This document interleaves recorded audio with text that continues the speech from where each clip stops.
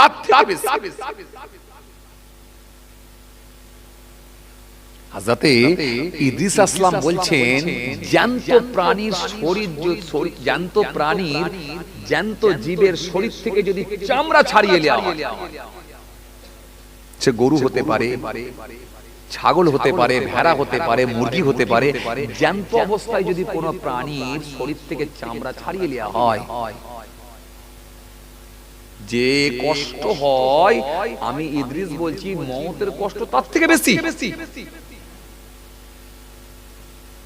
ভাইরে, যদি কথাগুলোকে আমরা মনে করে নিজেকে ভাবাই না, দুনিয়ার ভালো লাগবে না, গায়ের লোম দাঁড়িয়ে যাবে। খালি আমরা এগুলোকে খুব সহজ ভাবে নিই এবং হালকা ভাবে ছেড়ে দিই। চলেন ভাইরা মা, এই মওতের কষ্ট এত সাংঘাতিক কষ্ট। নূহ আসলামের ছেলে হযরতে শামকে যখন জিন্দা করা হয়েছিল ৪৫০০ বছর পর, কত বছর পর? ৪৫০০ বছর। কম বেশি যিনি ১৭০ হাত লম্বা ছিলেন, এত বিশাল বড় লম্বা মানুষ ছিলেন। তো এই শামকে যখন জিন্দা করা হয়েছিল, অনেকের মত, অনেকে আবার মত পোষণ করেছেন যে তিনি নবীও ছিলেন, আবার কেউ কেউ বলছেন না তিনি নবী ছিলেন না, তবে ইসলাম ধর্মে বিশ্বাসী ছিলেন, একজন ইমানদার ছিলেন, ধার্মিক ছিলেন। খুব ভালো করে এই শামকে যখন জিন্দা করা হয়েছিল, খুব ভালো করে জিন্দা করার পর জি হযরতে ঈসা রূহুল্লাহ বনি ইসরাইলের যুগে আমার আল্লাহ পাক এই বনি ইসরাইল গোত্রের মধ্যে পাঠিয়েছিলেন, নবী রাসূলদেরকে পাঠিয়েছিলেন, তার মধ্যে ঈসা রূহুল্লাহ এসেছিলেন শেষে। ঈসা রূহুল্লাহকে একবার জিজ্ঞাসা করা হয়েছিল, হুজুর আপনি তো আল্লাহ নবী, আল্লাহ রাসূল, মৃতকে আপনি জিন্দা করেন, তো সামনেই যে গোরস্থান, কবরস্থান দেখছেন হুজুর, এই গোরস্থানে, কবরস্থানের পুরানো কবর থেকে একটা জিন্দা করে দেখান না হুজুর। হযরতে ঈসা রূহুল্লাহ একটু চিন্তিত হয়ে পড়লেন, হয়ে তিনি বললেন, ঠিক আছে চলো আল্লাহর কাছে দোয়া করো, আল্লাহ তুমি আমার ইজ্জত রক্ষা করো আল্লাহ, আর এই কবর থেকে যদি জিন্দা হয়ে ওঠে তাহলে এরা ঈমান কবুল করবে বলেছেন। খুব সমস্যা, কোথায় যাবে? জি পকেটে হুজুরকে নিয়ে ঘুরে বেড়াচ্ছি, শুধু আমার মতো না, কত হুজুর, হাজার হাজার হুজুরকে নিয়ে পকেটে করে ঘুরছি। কি কথা ঠিক কি না? 299 299 টাকা রিচার্জ করলে আপাতত 28 দিনের জন্য সব হুজুর তো পকেটে। কি কথা বলে? আর 399 399 টাকা রিচার্জ করে দিলে এখন 84 দিন হুজুর পকেটে। শোনো না, কত শুনবে। ইংরেজি ভার্সনের মানুষ আপনি, তো আমেরিকার হুজুরের ওয়াজ শোনেন। আরবি ভার্সনের মানুষ আপনি, তো দুবাইয়ের হুজুরের ওয়াজ শোনেন, আরবের হুজুরের ওয়াজ শোনেন। আপনি উর্দু ভার্সনের মানুষ, তো পাকিস্তানের হুজুরের ওয়াজ শুনছেন। আপনি বাংলা ভার্সনের মানুষ, আমাদের পাশের দেশ বাংলাদেশ তথা ভারতবর্ষে বিভিন্ন স্টেট যেখানে বাংলা ভাষাভাষী মানুষ বসবাস করে, এই বাঙালি হুজুরদের বয়ান শুনছেন। তাহলে এক কথায় আপনি সব ভাষাতেই তো আজকে বয়ান শোনার সুযোগ পেয়ে গেছেন। কথা ঠিক কি না? তাহলে ইন্টারেস্ট তো কমে যাওয়ারই কথা। তবে একটা কথা মনে রাখবেন, এরপরেও যারা বোঝে তারা মাহফিলে গিয়ে বসে, কারণ হতে পারে এই মাহফিলটাই জীবনের শেষ মাহফিল হয়ে যেতে পারে। বাড়ি পর্যন্ত পৌঁছাবো এই গ্যারান্টি না, এখানে বসে শেষ দোয়া পর্যন্ত হব, থাকবো, এই গ্যারান্টি, এই নিশ্চয়তা না। কথা বুঝে আসছে? জি এই তো গতকাল কি আমার কাছে খবর এলো, হুজুর যে বাড়িতে বসে আপনি নাস্তা করেছিলেন, গতবারে খাওয়া দাওয়া করেছিলেন, হ্যাঁ ভাই কি হয়েছে? এবছরও জলসা নেওয়া ছিল তাদের। হুজুর জলসাকে কেন্দ্র করে সে বাড়িতে ফিরছিল, জয়পুরে থাকে। বাস থেকে নেমে স্লিপ করে বাসের পেছনের চাকায় ঢুকে গেল, ওখানে লাশ। ঘরে আর জ্যান্ত আসতে হলো না, অ্যাম্বুলেন্সে করে বাড়ি চলে লাশ। তো এই তো ব্যাপার, জলসার জন্য সে বাড়ি আসছে, তাকে আর জ্যান্ত আসতে হলো না, যে বাস থেকে নেমেছে সেই বাসে তার জীবন চলে গেল, অ্যাক্সিডেন্ট হয়ে মারা গেল। তো এই তো ব্যাপার, মৃত্যুটা এত কাছে, মৃত্যুটা এত কাছে, এটা আমরা কটা মানুষ মনে করতে পেরেছি? আর মৃত্যুকে যদি কাছে মনে করতে পারতাম তাহলে কিছুটা হলো আমরা সংযত ভাবে জীবন যাপন করতে পারতাম, একটা সিস্টেমেটিক ভাবে আমরা চলতে পারতাম। কথা বলে না, মৃত্যুকে আমরা কিছু মানুষ তো অনেক দূরে পৌঁছে দিয়েছি। বুড়ো লোকেদেরকে দেখছি কারো দাড়ি ভেঙে গেছে, সাদা হয়ে গেছে, মাথার চুল সাদা হয়ে গেছে, দাঁতগুলো ভেঙে গেছে, কেউ 80 বছর 85 বছর বয়স পেয়েছে। আমরাও গর্ব করে অনেকে মনে করছি যুবকরা যে আলহামদুলিল্লাহ আমরাও বয়স অনেক পাবো, কিন্তু না। এজন্য আমি বলি যে বুড়ো মানুষটা, যে মুরব্বী লোকটা 80 বছর 85 বছর কি 90 বছর পেয়েছেন, আপনি শুকরিয়া আদা করেন যে আল্লাহ আপনাকে অনেক হায়াত দিয়েছেন। ওই পর্যন্ত আমরা পৌঁছাতে পারবো কি না এই নিশ্চয়তা নাই। মৃত্যুটা খুব কাছে, মৃত্যু খুব নিকটে। একমাত্র আখিরি নবী, নবী মুহাম্মদ মুস্তাফা সাল্লাল্লাহু আলাইহি ওয়াসাল্লাম, যিনাকে জিজ্ঞাসা করা হয়েছিল, ওই যে যাবেন আল্লাহর দরবারে যাবেন, এছাড়া ব্যতিক্রম, এটা ব্যতিক্রম, এছাড়া আর কাউকে কিন্তু জিজ্ঞাসা করা হয়নি। যাকে জিজ্ঞাসা করা হয়েছিল, যিনাকে, তিনি মওতকে এত কাছে মনে করতেন, এত নিকটে মনে করতেন, একবার টয়লেটে স্টেঞ্জায় গেলে তৎক্ষণাৎ তায়াম্মুম করতেন। সাহাবায়ে কেরামেরা বলতে, ইয়া রাসূলুল্লাহ, হাবিবাল্লাহ, হুজুর পানি তো খুব নিকটে, খুব কাছে পানি, ওখানে গিয়ে ওযু করে নেবে।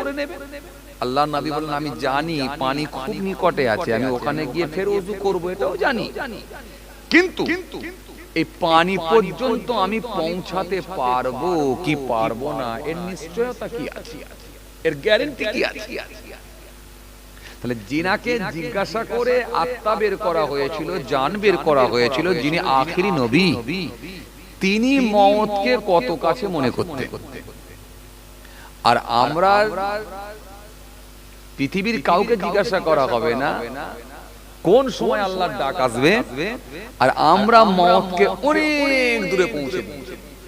এরপরে এটা করতে হবে, তারপরে ওটা করতে হবে, তারপরে ওটা করতে হবে, কত রকমের পরিকল্পনা আমাদের ভেতরে, কত রকমের স্বপ্ন। কথা কিছু বুঝতে পারছেন বাবাজি?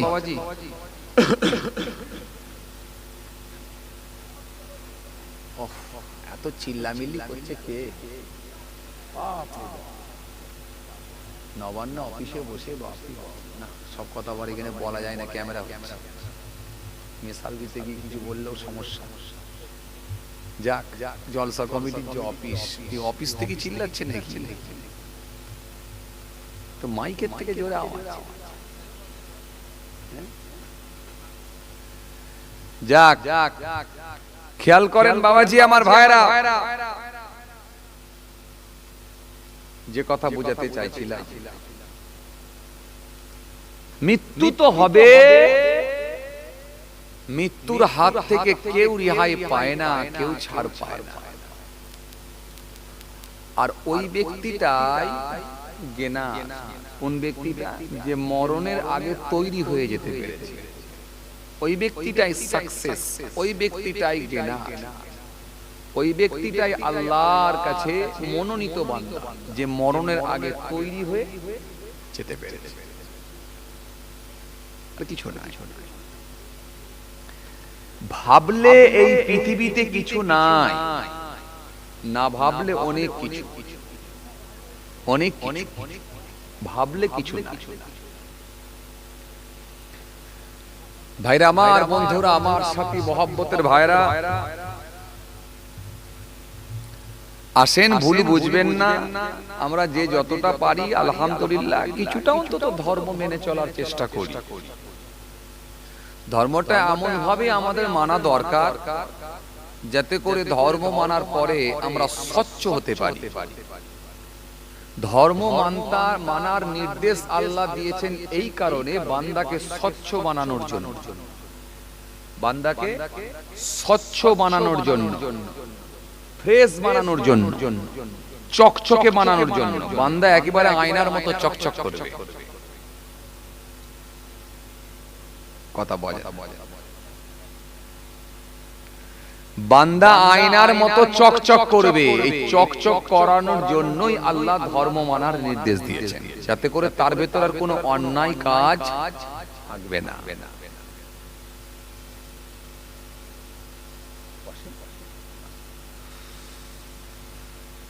সারা পৃথিবীর মানুষ যদি নামাজ রোজা না করে, এতে আমার আল্লাহর কোনো ক্ষতি হবে না। সুন্নতে মুআক্কাদা, সুন্নতে গায়র মুআক্কাদা যদি না করে, এতে রাসূলুল্লাহর কোনো ক্ষতি হবে না। কিন্তু ধর্ম মানার নির্দেশ এই কারণে বান্দাকে স্বচ্ছ বানানোর কারণে, বান্দা যাতে করে স্বচ্ছ হতে পারে, অন্যায় কাজের সঙ্গে যাতে করে সম্পৃক্ত না হয়, অন্যায় মুক্ত জীবন তৈরি করার জন্যই ধর্ম মানার নির্দেশ। আমার খুব ভালো মনে আছে, এখানে হয়তো অনেক হাজী সাহেবও থাকতে পারেন, আলহামদুলিল্লাহ। যখন মক্কা শরীফে গেলাম, আল্লাহ নিয়ে গেলেন আপনাদের দোয়ায়, জেদ্দা পর্যন্ত ফ্লাইটে করে গেলাম। ফ্লাইট থেকে নামার পরে এবারে জেদ্দা থেকে একেবারে হারাম শরীফের উদ্দেশ্যে যে বাসগুলো যায়, বাস একেবারে জাপানি বাস, ভলভো বাস, আপনারা জানেন।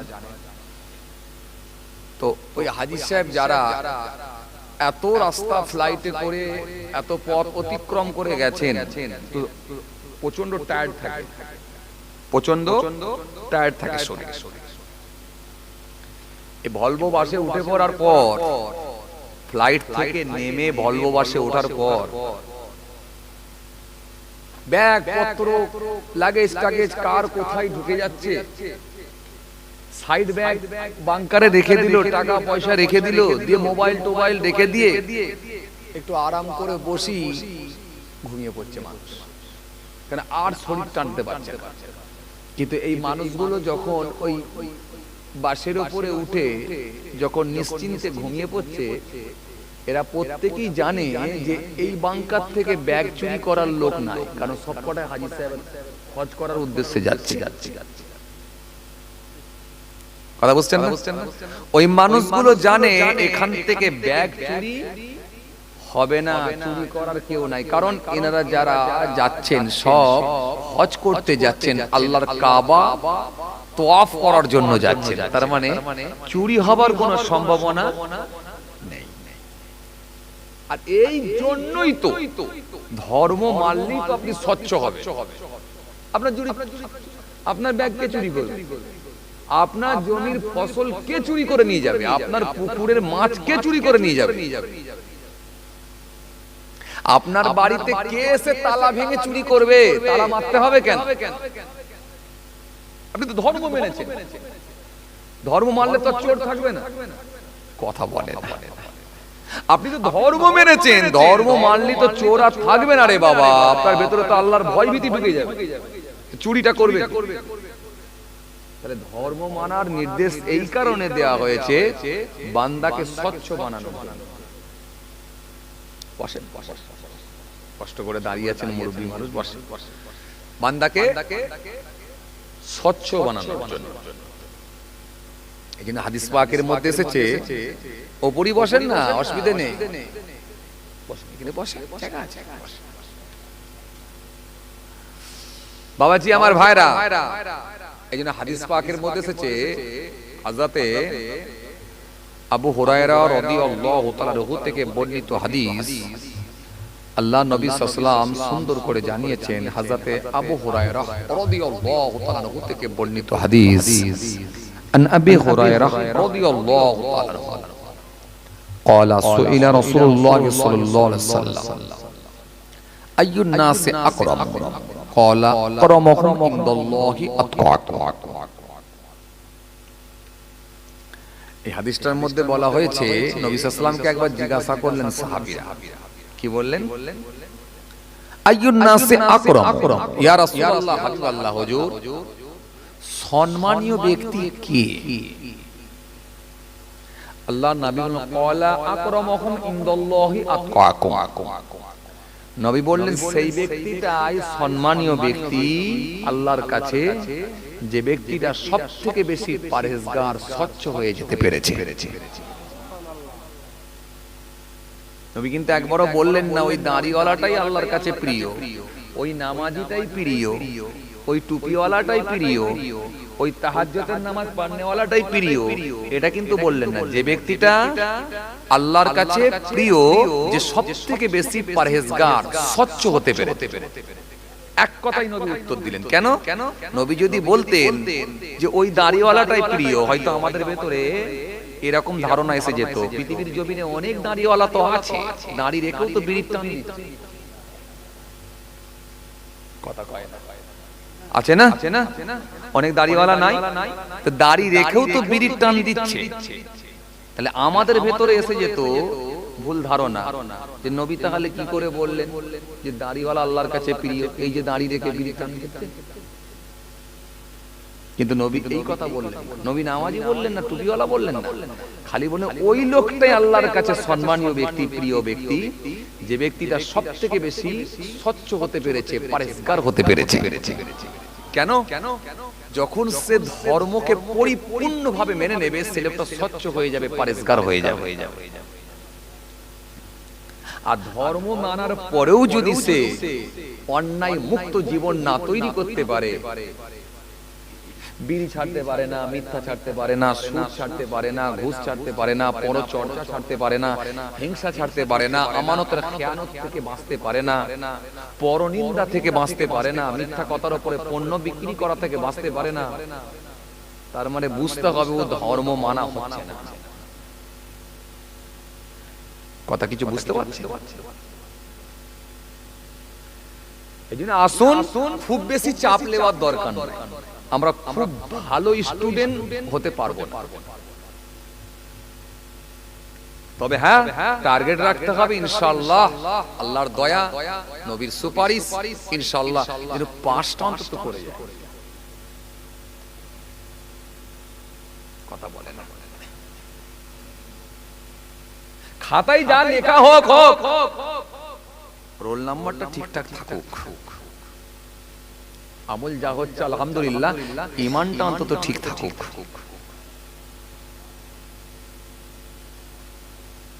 খুব বেশি ভালো স্টুডেন্ট আমরা হতে পারবো না। আরে বাবা, সারা জীবন ধরে চায়ের দোকান চালিয়ে আর মাধ্যমিক পরীক্ষার আগে 15 দিন পড়লে কি বিরাট নাম্বার হয়? সারা জীবন ধরে সুদের খাতায় নাম, ঘুষের খাতায় নাম, মিথ্যার খাতায় নাম, জোচ্চুরি খাতায় নাম, পরচর্চার খাতায় নাম, আমানতের খেয়ানতের খাতায় নাম, আর বুড়ো বয়সে দাড়ি রেখে 50 পার হয়ে মসজিদে ঢুকলি কি বিরাট ব্যাপার হয়ে যায়? এরকম লোক নেই? কথা বলছেন না কেন? যাক, তবু বুড়ো বয়সে করছে, যদি আল্লাহ দয়া করে মাফ করে। বুড়ো বয়সে হোক আর যুবক বয়সী হোক, দয়া আল্লাহ, দয়া ছাড়া কোনো রাস্তা নাই। একটা হাদিস এসেছে হযরতে আম্মা আয়েশা সিদ্দিকা রাদিয়াল্লাহু তাআলা আনহা থেকে বর্ণিত হাদিস এসেছে, আল্লাহর নবী বলছেন কাউকে যদি কিয়ামতের ময়দানে আল্লাহ পাক হিসাব নেন, জিজ্ঞাসা করেন, নিশ্চিতভাবে সে লোকটা ধ্বংস হয়ে যাবে। তার মানে হিসাব দেওয়ার মতো তার ক্ষমতা হবে না। এত কঠিন ব্যাপার, এত কঠিন ব্যাপার। যদি দয়া করে আল্লাহ কাউকে মাফ করে দেয়, খুব সহজ।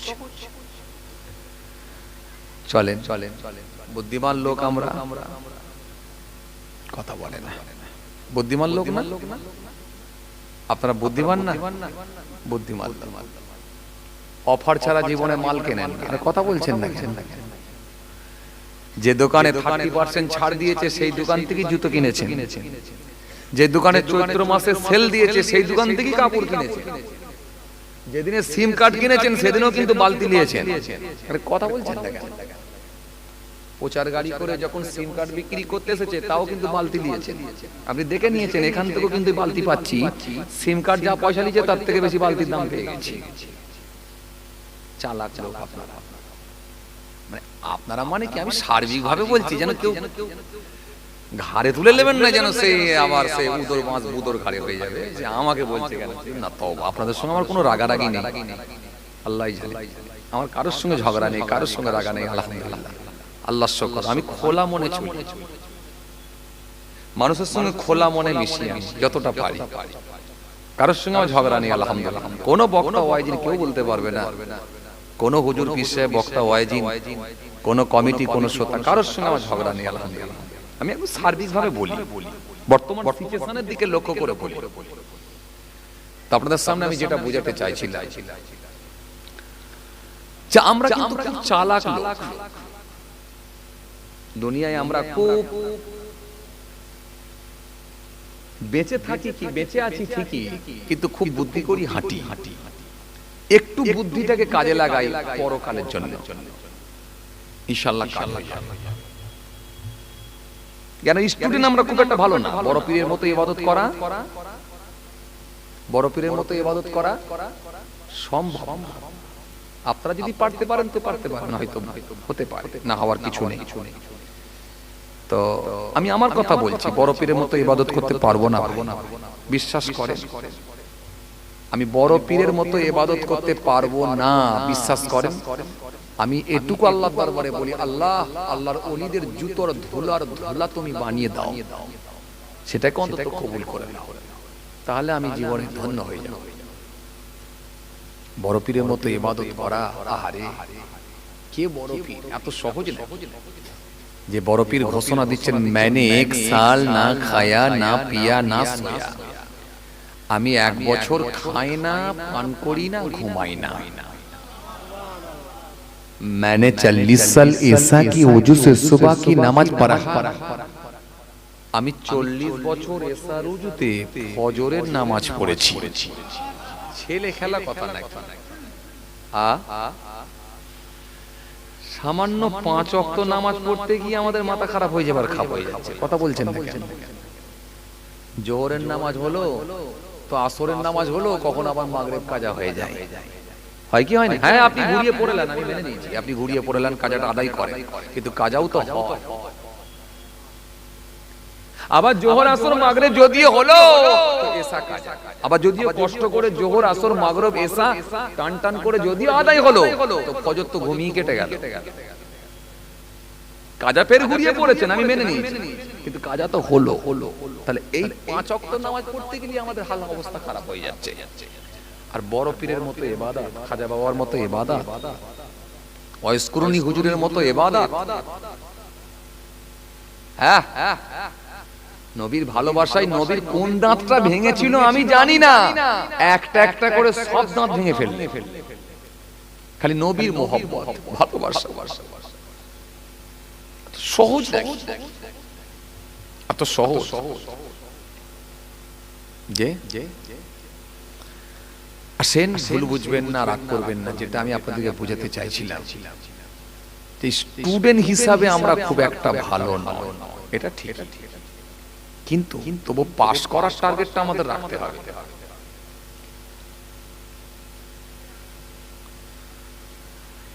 হে তরুণিয়া নওজওয়ান যুবকেরা,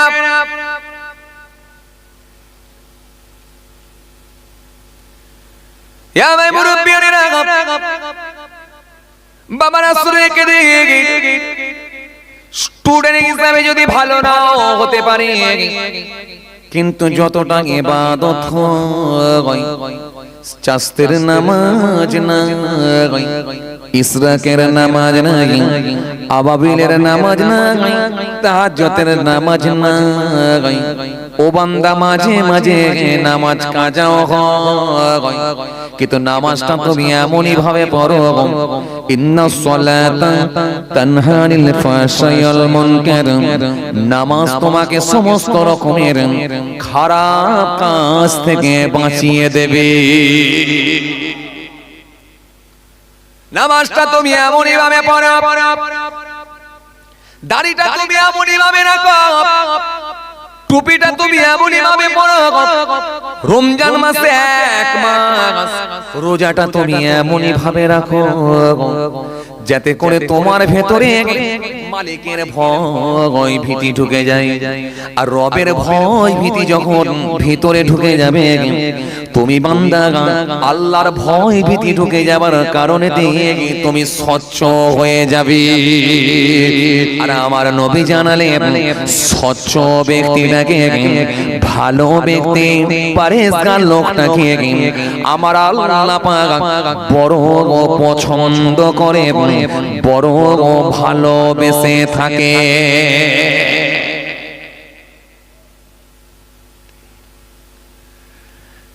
তাহলে ইবাদত যতটা হচ্ছে হোক আলহামদুলিল্লাহ, কিন্তু টার্গেট রাখলে স্বচ্ছ হতে হবে।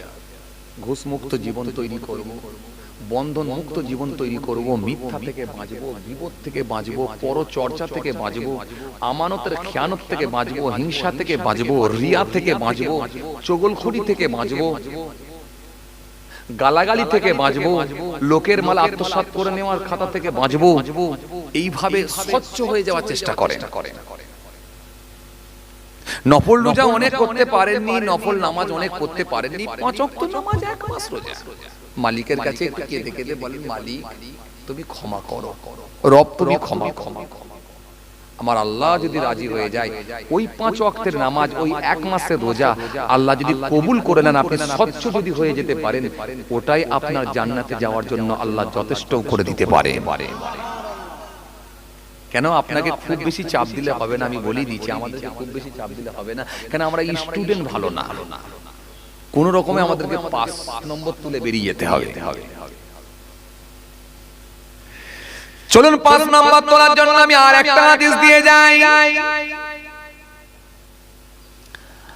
আপনাদেরকে আমি একটা হাদিস দিয়েছি, আর একটা হাদিস দিয়ে যাই 5 নম্বর তোলার জন্য। আর একটা হাদিস আপনাদের সামনে দিয়ে যাই।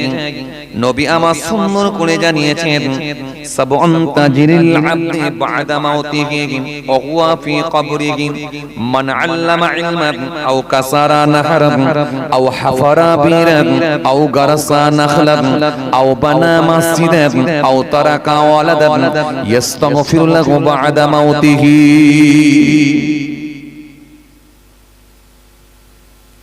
আরেকটা হাদিস দিয়ে যায়, এই দুটো হাদিসে কিছু আলোচনা করে দোয়া বেরিয়ে যাবে। আরেকটা দিয়ে যায়, বুদ্ধিমান লোক যদি আপনি হন, ইবাদত যতটাই হোক না কেন শরীরটাকে আপনি স্বচ্ছ বানিয়ে ফেলেন, পরিষ্কার হয়ে যান, ত্রুটি মুক্ত হয়ে যান। আর বুদ্ধিমান মানুষ যদি আপনি হয়ে থাকেন, কিছু টাকা রেখে দিয়ে ইন্টারেস্ট তুলে তুলে খান। টাকা রেখে দিয়ে ইন্টারেস্ট তুলে তুলে খাবেন, মাথা লাড়ছেন, মাথা লাড়ছেন কেন? ইন্টারেস্ট যায় কথা বলে, ধ্যান আমার দিকে দেবেন, ওই বাড়ির দিকে মন চলে গেলে হবে না, মাঝে মাঝে ধরবো। ইন্টারেস্ট যায় তাহলে মাথা লাড়ছে। এক লোক বয়স্ক চাচা, এক মাচায় বসে বসে রাত দিন শুধু তসবিহ পড়ে।